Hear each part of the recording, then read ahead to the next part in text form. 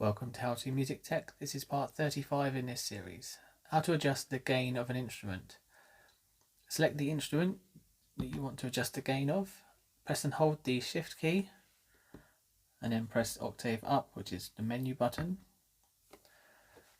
From there, use the tempo value knob to select gain.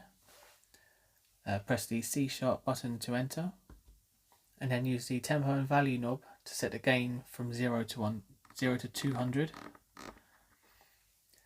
You can select another instrument to adjust the gain for that instrument too. And do this for all the instruments till you're finished. When you are finished, press the exit button down here.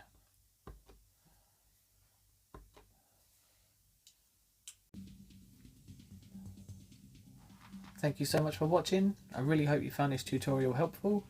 If you did, make sure you give the video a like and subscribe for more content on this unit and others to come. And if you'd really like to help support the channel, why not decide to become a member? Thanks again. Bye.